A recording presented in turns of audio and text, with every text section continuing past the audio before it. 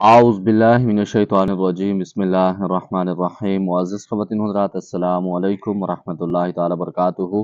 मुझे उम्मीद है आप सब हज़रात खैरियत से होंगे। अल्लाह करीम हम सब की हिफ़ाज़त फरमाए।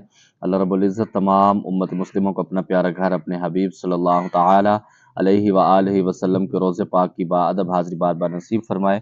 मुअज़्ज़ज़ ख़वातीन हज़रात, ज़िला कशी के सीरियल में आप तमाम को खुश आमदीद कहता हूँ। अगर आपको कोई भी सवाल हो अमलियात के मुतालिक, ज़िला कशी के मुतालिक, हिसारात के मुतालिक, जो लोग अमलियात सीखना चाहते हैं, ज़िला कशी करना चाहते हैं, वो भी रब्ता कर सकते हैं। जो लोग अपने मरीजों के मसाइल खुद हल करना चाहते हैं, दोपहर 3 बजे से लेकर शाम 6 बजे तक आप लोगों की खिदमत के लिए हाजिर होता हूँ। इस दरमियान तमाम मसाइल कॉल पर डिस्कस किए जा सकते हैं। हज़रत बामुअक्कल चिल्ला में हिसार सही नहीं लगाया गया हो और अमल करने वाले को पता भी ना हो, सही समझ आता ना हो, तो उस वक़्त क्या होगा? पहली बात तो यह है कि चिल्ला कशी को एक मजाक न समझा जाए। जो बंदा चिल्ला कशी को मजाक समझता है, उसके अंदर वो नुकसान उठाए। नंबर 2 पर आपको अच्छे तरीके से पता है कि आप चिल्ला कशी कर रहे हैं और उसकी पहला जो आपका सबक है हिसार लगाना, आप उसको भूल रहे हैं, तो मेरे ख्याल में कम अकल और नादान इंसान इससे बड़ा कोई नहीं होता। और आपका उस्ताद भी फिर बुद्धू है, जो आपको सही तरीके से गाइड नहीं करता कि हिसार की कितनी ज़रूरत है। अगर आपको पता नहीं लगता तो फिर वो दिन आपका ख़त्म हो गया। यूं समझ लें आपका चिल्ला भी ख़त्म उससे हो सकता है, क्योंकि जब आपकी बुनियाद सही नहीं है तो आप क्या कुछ कर पाएंगे। अगर आपकी बुनियाद ठीक होगी तो फिर बड़े से बड़े आप टारगेट को भी अचीव कर सकते हैं। अगर आपका बुनियाद ठीक नहीं है तो फिर आप कुछ भी नहीं कर सकते। हज़रत चिल्ला कशी को कोई जादूगर अमल करके जादू के ज़रिए उसको नाकाम कर सकता है या नहीं? बिल्कुल इस तरीके से होता है। बहुत सारे जादूगर लोगों के अमल ख़राब करते हैं और कर भी सकते हैं। उसकी सबसे बड़ी वजह ये होती है कि जो लोग अमल करते हैं उससे पहले बढ़ के मारना शुरू कर देते हैं अपने इलाके के अंदर, अपने गाँव के अंदर, अपनी बरादरी के अंदर, कि मैं चिल्ला कशी करने लगा हूँ। जिसकी वजह से उनको पता लग जाता है, तो हर बंदे के साथ दुश्मन होते हैं। जो दुश्मन होते हैं वो इस तरह के मामलात करते हैं। नंबर 2 पर जो लोगों के माइंड ख़राब होते हैं, यकीन कामिल नहीं होता, वो इसका नुकसान उठाते हैं। अगर आपका यकीन मजबूत है, कामिल यकीन है, तो आप एक आयत का भी चिल्ला करें, किसी की बाप की ज़रूरत भी नहीं है वो आपका एक लफ्ज़ भी आगे पीछे कर सके या आपका एक बाल भी हिला सके। ये सारी चीज़ें आपकी यकीन के साथ चलती हैं।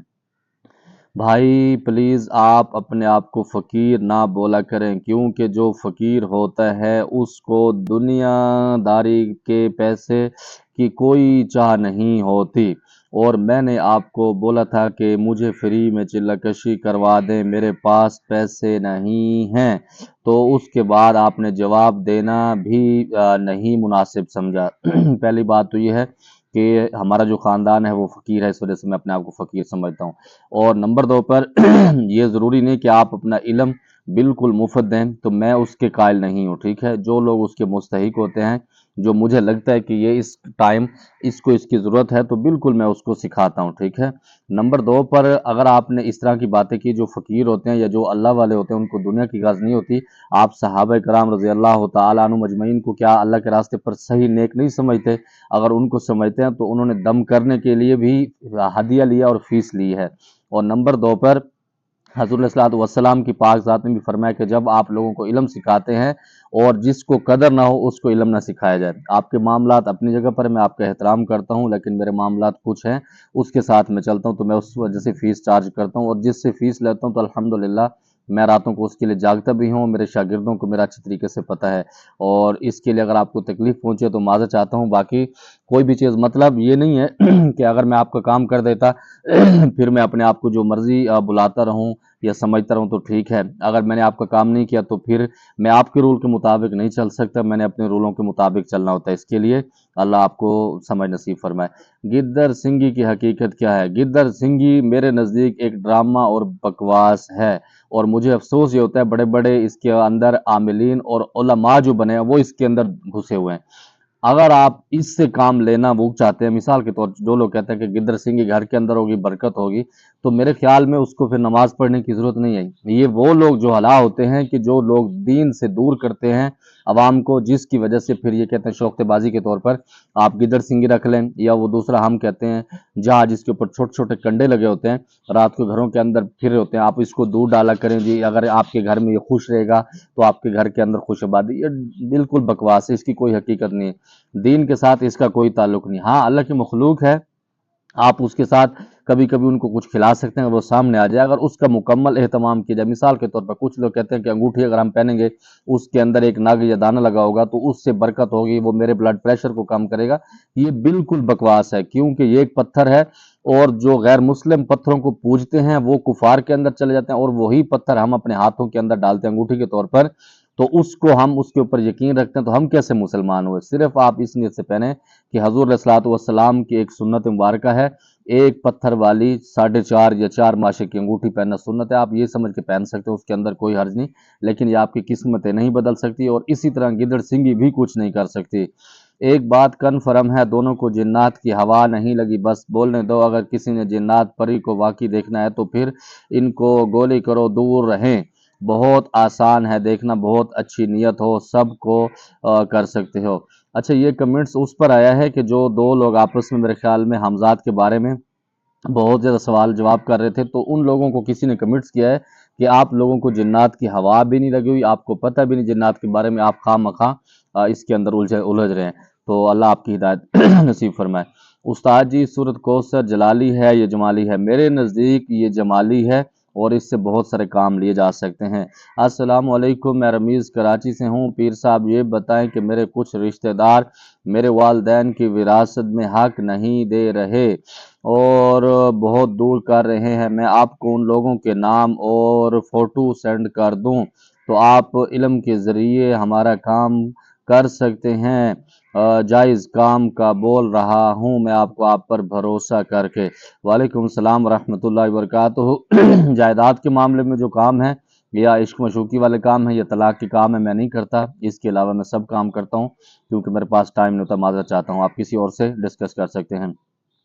آپ نے بولا ہے کہ میں آپ سے علم لے کر ڈائیلاگ مارتا ہوں، عجیب بات کرتے ہیں آپ کی باتوں سے پہلے مجھے اللہ پاک نے علم دیا ہے اور ہم عامل ہیں، اور میرا استاد اور میرے پاس جو ہے وہ اللہ بہتر جانتا ہے، ڈائیلاگ مارنے کی ضرورت نہیں ہوتی، اور عفریت جن کے بارے میں نے پہلے سے ہی جانتا ہوں۔ تھوڑا سا غور کیجئے گا کہ میرا ہر سوال میں بولا ہے کہ آپ کے نزدیک آپ کی تجربات کیا ہیں، اس میں علم نہیں حاصل کرنا ہوتا، اور رہا بات آپ سے سوال پوچھنے کی، تو اس لیے آپ نے بولا تھا کہ میرا 16 سال کا عملیات کا ایکسپیرینس میں گزرا ہے، تو پھر آپ کو تو پتہ ہونا چاہیے کہ عملیات میں ہر کسی عامل کا اپنا مطابق علم رکھتا ہے، اور روحانیت موکل کے پری کون طاقتور ہوتا ہے۔ اللہ حافظ۔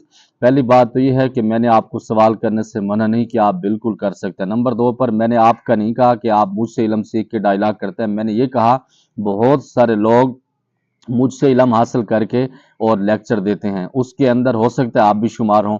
اور دوسرے نمبر پر یہ بھی بتا دوں، اگر آپ کے اساتذہ کرام آپ اتنا قابل ہوتے، یقیناً میں دل سے کہہ سکتا ہوں، اور معاف کرنا اگر میری بات بری لگے، تو آپ یوٹیوب پر ہر کسی سے گفتگو نہ کر رہے ہوتے، اور آپ کو کمنٹس کرنے کا ٹائم بھی نہ ہوتا۔